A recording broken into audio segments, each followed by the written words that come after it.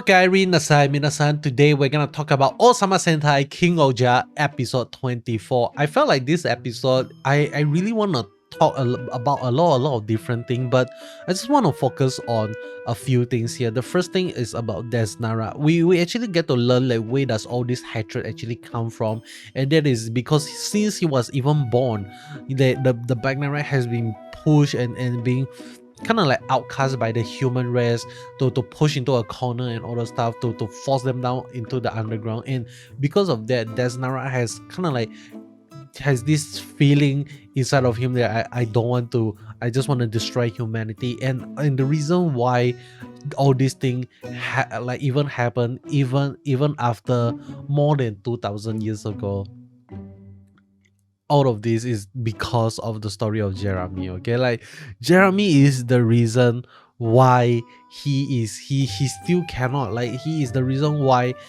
human and Bugnarak is not able to live among one another peacefully, because of the story that he wrote, the legend of King-Ohger. And that is like really shocking and really devastating news for Jeramie, because when he realized that, he had a mental breakdown. He's not sure what to do. He's like damn, I am the reason why human and Bugnarak are still at war with one another, and is also the very own reason why the Bugnarak actually like hates humans so much, and he's also the reason why human hate Bugnarak so much. So he himself has created a story to of hate against another like a certain race of people without him even realizing it. And I felt like this is how usually history is being wrote. History are usually being written by the winner, and obviously winner would love to make themselves look good.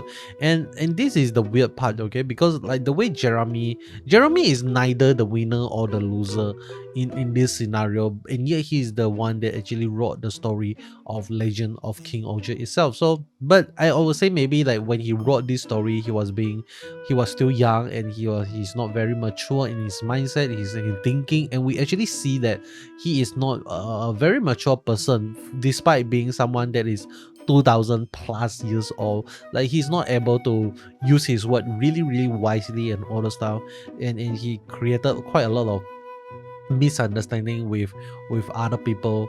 But we actually get to clearly see that he is regretting that right now, and hopefully like he's able to turn things around. Like he needs, this is really good story writing for in the perspective of Jeramie, because I think, okay, this is my humble opinion, I think instead of writing the story of legend of King-Ohger, he should have wrote the story of he should have wrote the love story of his parents.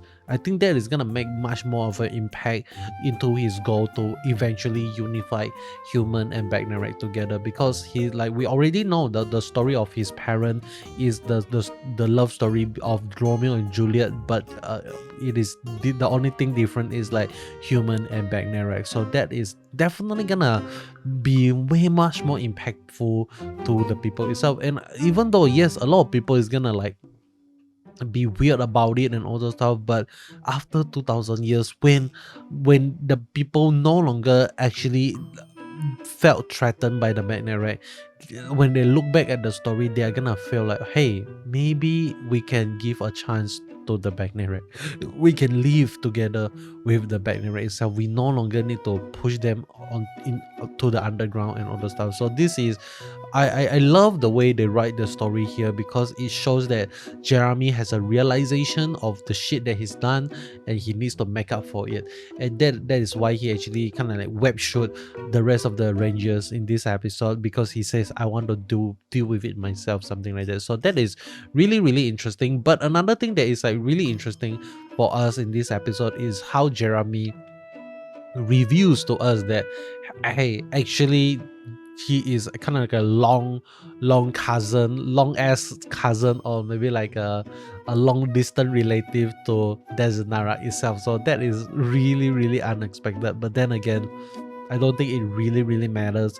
But I felt like this episode also have a really good storytelling in the perspective of Gira as well, because Gira is learning how to become a king, and all this while he's still held on to the idea that he needs to become a tyrant king and all those stuff. But in this episode we learn that he actually chose to be a king that live with the people, that interact with the people, and just do whatever he want, and that is how a king should actually be like. Okay, and I felt like maybe that is why Rakles fell to become a king, because he was like being peer pressured, or not like peer pressure, but he was being like pushed to a corner, like hey, this is how a king should act and all the stuff. Eventually he forgot what his true wish of being a king actually is. So that is really interesting as well. Okay, but by the end of this episode we still doesn't have the answer on how the hell did the Bugnarak actually have so many sugar soul at all. Okay, that is like, how did Desanara have so many sugar soul and he just eat all of them up? So that is really crazy. I don't know how they do it, but that is what actually happened. Okay, so next week we are actually gonna see God to King-Ohger.